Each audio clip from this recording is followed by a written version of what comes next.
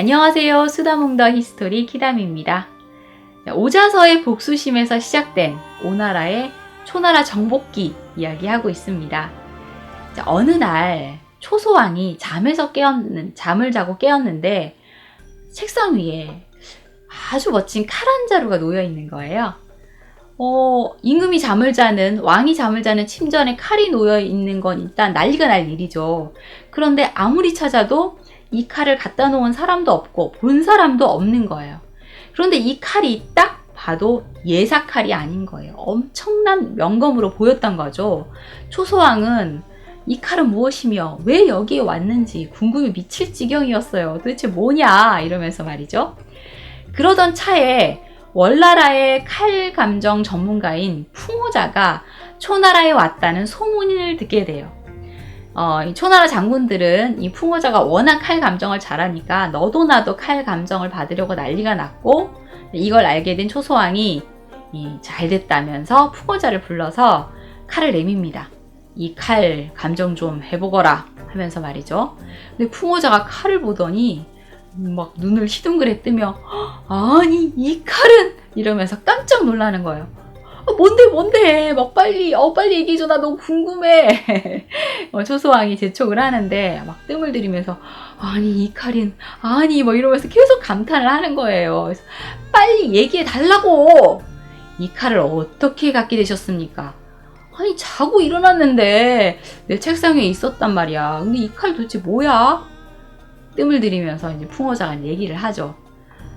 이 칼은 담노라는 칼인데 월나라 명장 구야자가 만든 최고의 명검, 아니 신검입니다. 구야자가 월왕의 명으로 칼 5자루를 만들었는데 그 중에 3자루를 이 오나라의 공자 광에게 주었습니다. 광이 실력자가 될 것으로 생각했기 때문이죠. 그 3자루의 칼이 어장, 용연, 담노입니다. 광은 오왕 합녀가 됐는데 왕이 되기 전에 자객 전제가 오왕 요를 죽일 때 쓴 그 칼이 바로 어장이에요. 그리고 함녀가 사랑하는 딸이 죽고 무덤 속에 넣어준 칼이 용연이고, 그 3자루의 칼 중에 유일하게 남은 칼이 바로 이 담노입니다. 그래? 그러면 이 담노가 어장이나 용연이랑 비교해서 어때? 어장은 이미 피를 받기 때문에 효력이 없어요. 그리고 용연은 무덤 속에 들어갔기 때문에 세상과 인연이 끝났어요. 이 담노야말로 허리에 차면 세상 모든 걸 복종시킬 명검 중에 명검입니다. 그런데 이 칼이 어떻게 나한테 온 거지? 듣기로는 이 칼을 가진 사람이 옳지 못한 짓을 하면 이 칼은 스스로 그 사람을 떠난다고 합니다. 오왕 함녀가 요왕을 죽이고 왕이 됐고, 또 자신의 딸이 죽었을 때는 무덤에 1000명의 백성을 생매장했는데 그 일로 담노가 스스로 이곳에 온 것 같습니다. 이 칼이 대왕을 선택한 것 같습니다. 축하드립니다. 초소왕은 이 말을 듣고는 막 너무 기뻐서 이 풍호자에게 큰 상을 내렸고요. 이후로 담노를 허리에 딱 차고 한시도 떼놓지 않습니다. 하지만 이것도 손모의 계략이었죠. 교병필패. 왕이 교만해지면 이 장수도 교만해지고, 장수가 교만해지면 그 군대도 교만해지고, 교만해진 군대는 반드시 패한다. 자, 이것을 안 손무는 오왕 함녀를 설득해서 담노를 이 첩자에게 내어줘서 초소왕의 침상에 몰래 갖다 놓을 수 있게 한 거죠. 풍호자도 역시 돈을 주고 섭외를 한 거고요. 자, 이것은 손자병법 제3편 모공편에 나오는 전쟁을 하는 4가지 방법 중에서 상지상책에 속하는 벌모입니다.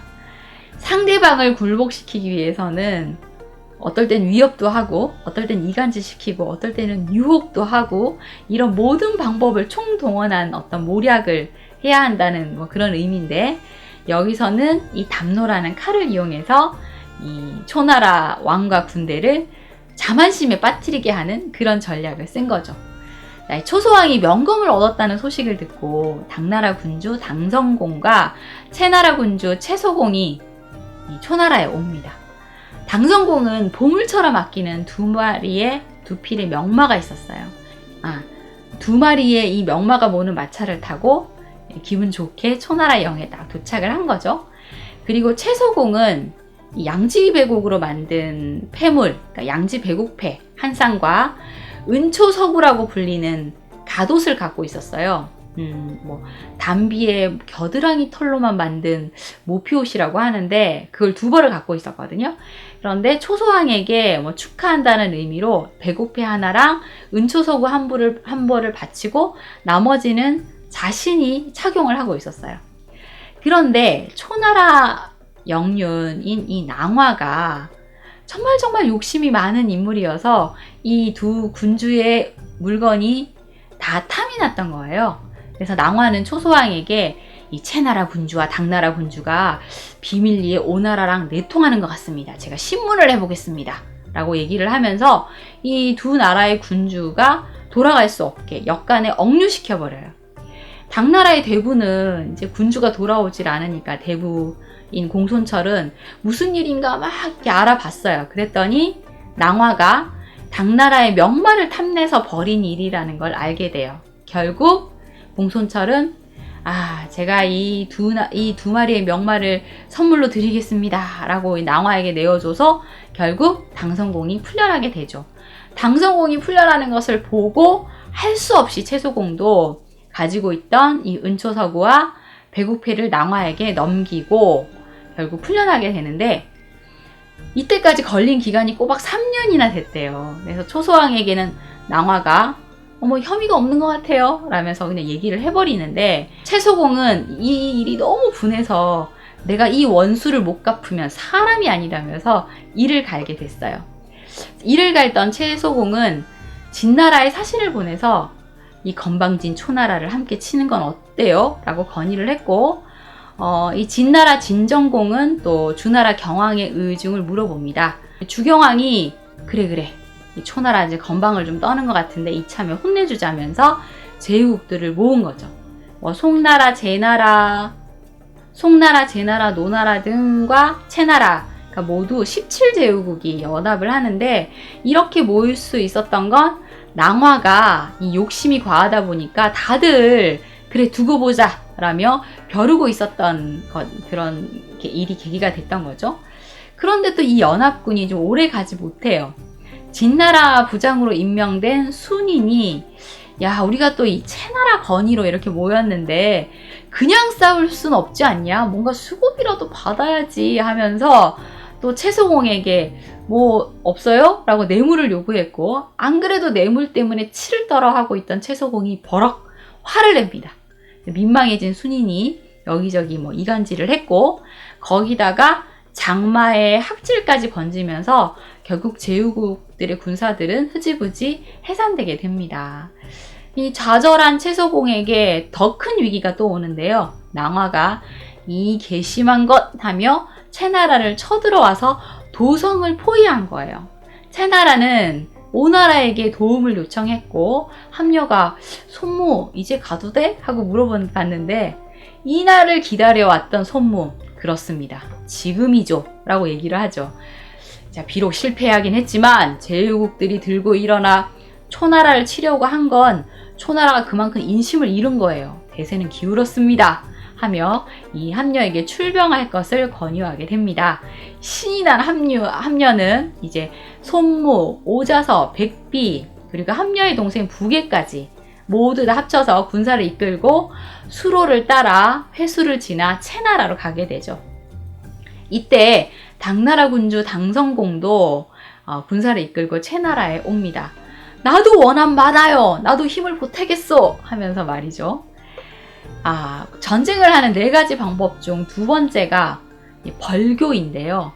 적의 친교국을 잘 알고 이 동맹관계를 외교적으로 분쇄해버리는 건데 오나라가 바로 이 채나라와 당나라와 동맹을 맺게 된 것은 바로 이 계책이라고 할 수 있겠네요. 오나라 군사의 수가 너무 많은 것을 본 낭화는 여기서 싸우다간 안 되겠는데 하면서 군사를 물려서 한수를 건너서 진체를 세우게 되는데요. 오나라 군도 채나라 국경을 넘어서 배를 버리고 밤낮으로 달려서 이 초나라의 방어가 가장 약한 동북쪽을 지나 한수 앞에 다다르게 됩니다. 초소왕은 오나라 군대가 이렇게 빨리 움직인 것에 깜짝 놀라서 초나라 군대를 더 보냈고 양쪽 진영은 한수를 끼고 진을 치면서 탐색하는 상황이 되죠.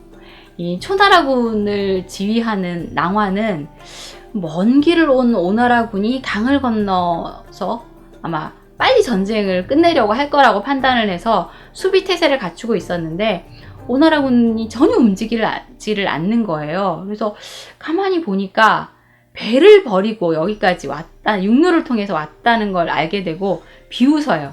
아니, 오나라군은 수전에 강한 군대인데 배를 버리고 여기로 왔다는 걸 알고 야, 손무 똑똑하다더니 헛똑똑이구만. 육지전하면 우리잖아 하면서 전쟁은 속전 속결이지 하며 이제 군대를 이끌고 강을 건너왔고요. 부하 장군에게 군사 5천을 내어줘서 먼저 싸우게 해요. 이때 또 오왕 함녀의 동생 부계 부대가 5천 정병을 거닐고 맹렬하게 공격을 퍼붓자 초나라 군대는 허둥지둥하면서 싸우다가 거의 죽어나가게 됩니다.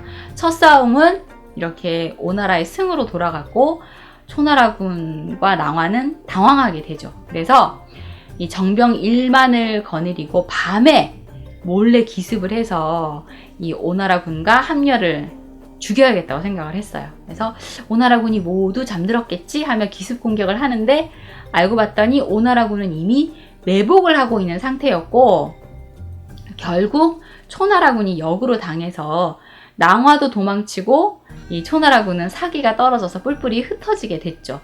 그 사이에 오나라군은 초나라군 본거지를 습격해서 쑥대밭을 만들어 버립니다. 초나라 구원병이 더 도착을 했지만 이 전력을 상실했고 낭화는 어깨에 화살을 맞고 그대로 정나라로 도망쳐 버려요.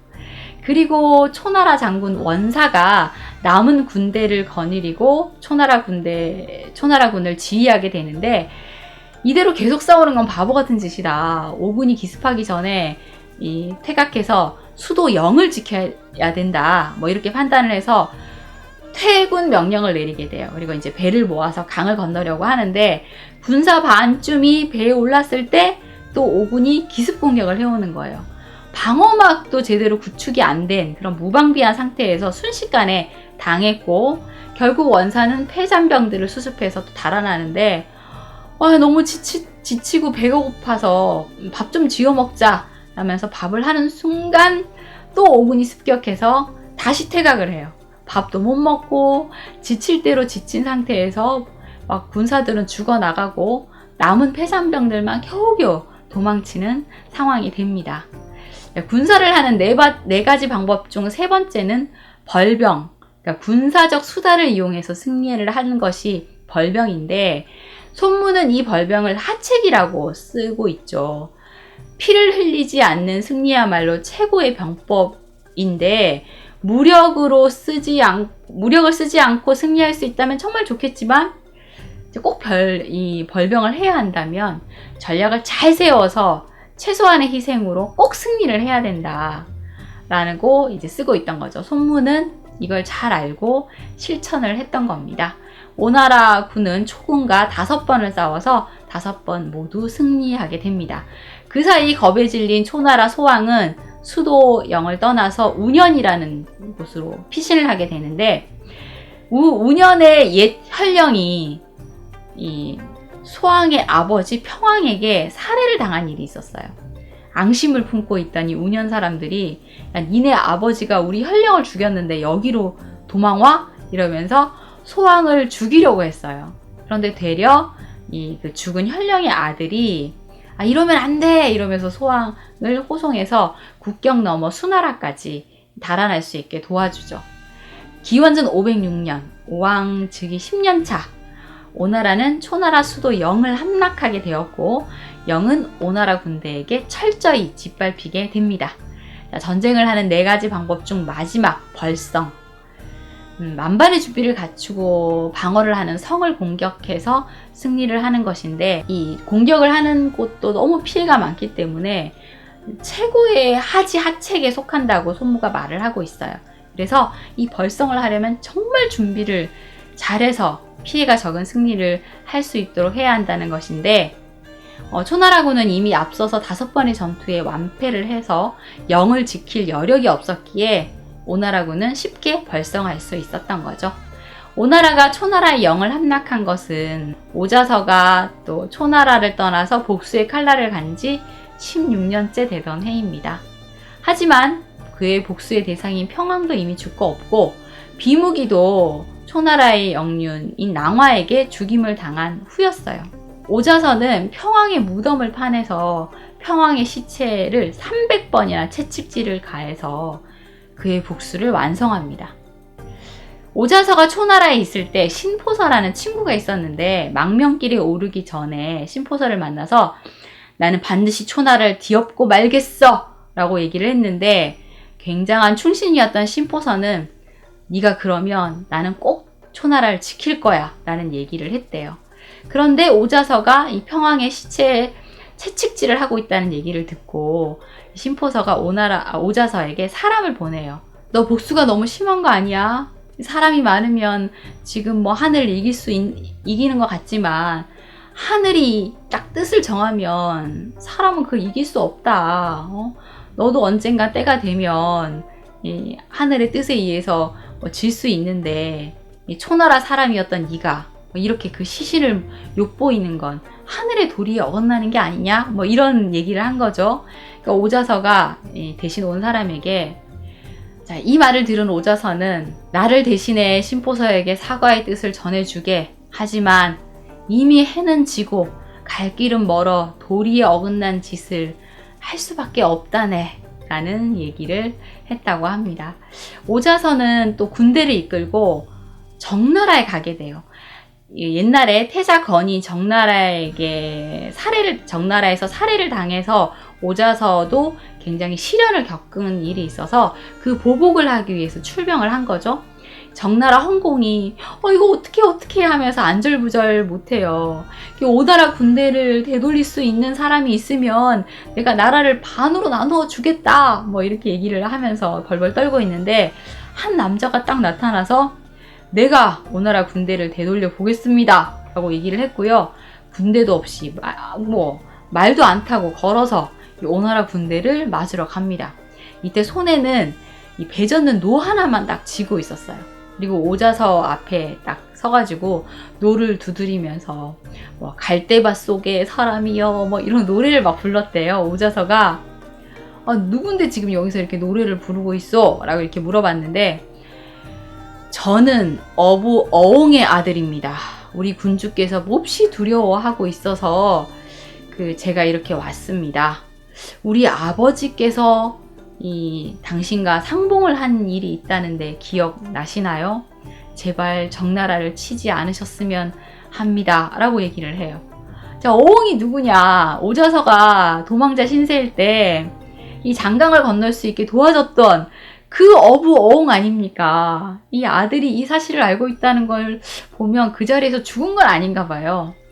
오자서는 어옹, 그래 네가 그의 아들이구나. 그래 내가 아무리 그래도 은혜를 잊으면 안 되지 하면서 다시 군대를 돌렸다고 합니다. 그리고 초나라로 돌아가서 도망간 소왕은 어디로 도망갔나 수소문하면서 찾아다니게 되죠. 이때 신포서가 초나라를 탈출해서 진나라로 가요. 밤낮으로 쉬지 않고 달려서 발꿈치 발바닥 다 갈라지고 옷 다 찢겨지고 거짓걸로 진나라에 도착을 딱 하게 되죠. 그리고 소왕의 엄마가 진나라 사람이니까 제발 도와주십시오 하면서 진나라 애왕에게 애걸복걸을 합니다.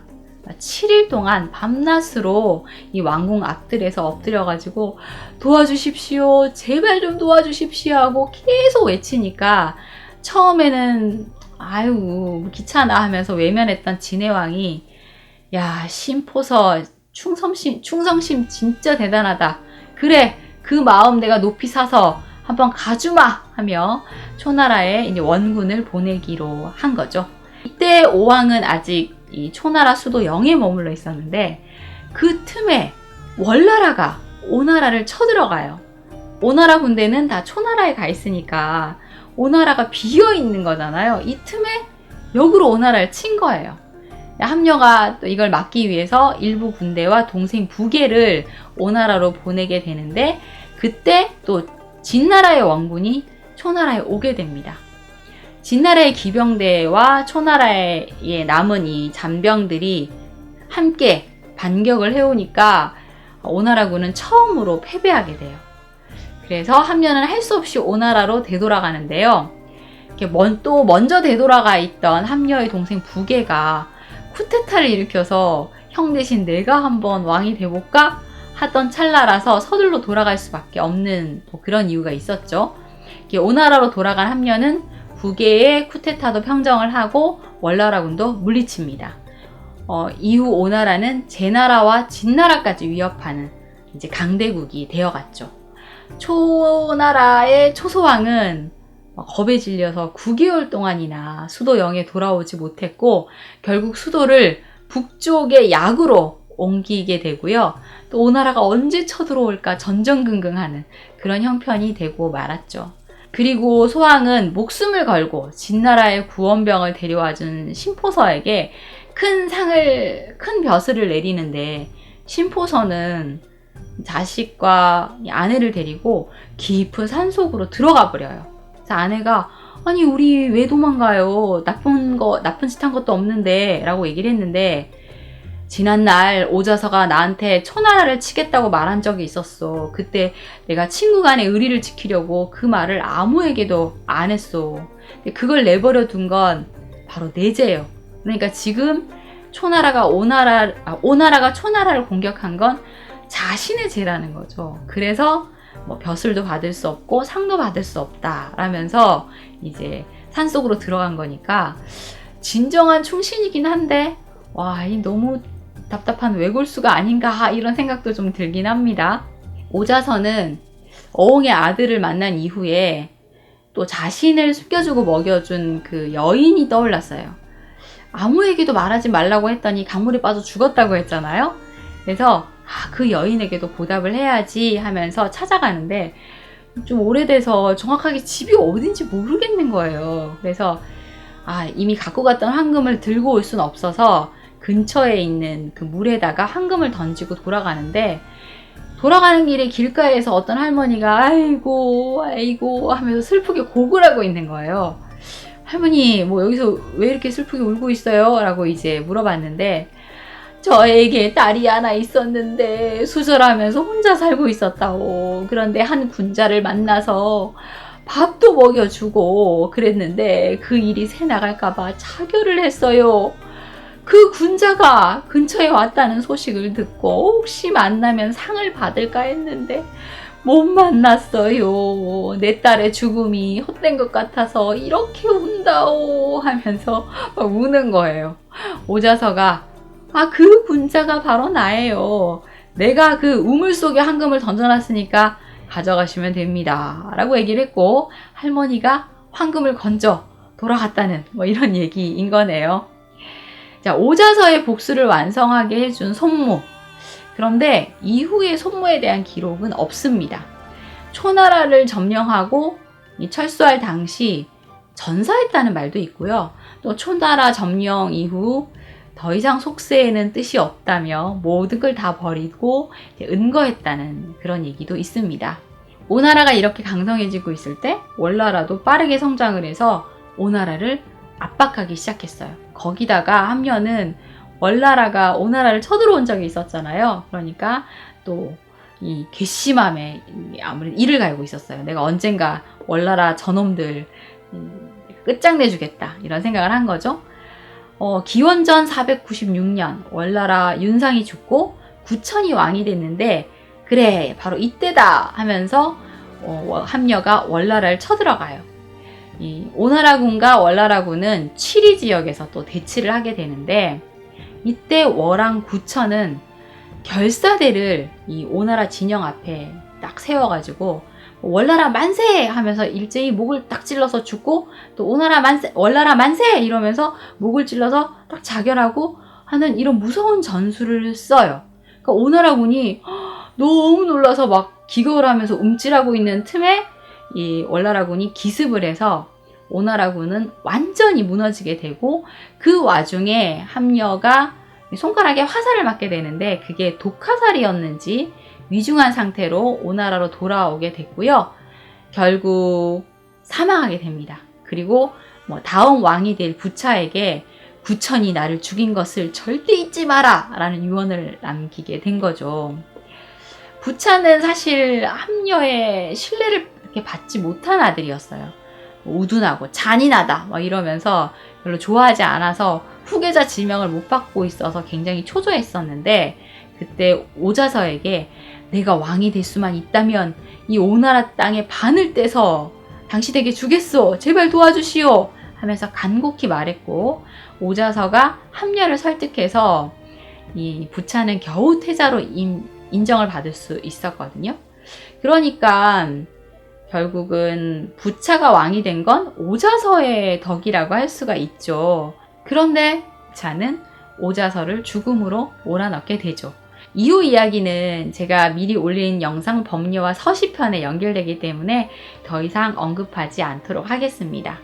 오자서가 죽을 때 부차야, 나는 네 아빠가 패자가 되도록 목숨 바쳐 보좌했고 또 너를 왕으로 만들어줬다. 네가 그때 오나라 땅 반띵 해준다고 해도 내가 거절했는데 네가 나를 죽이는구나. 이렇게 외쳤다고 하잖아요.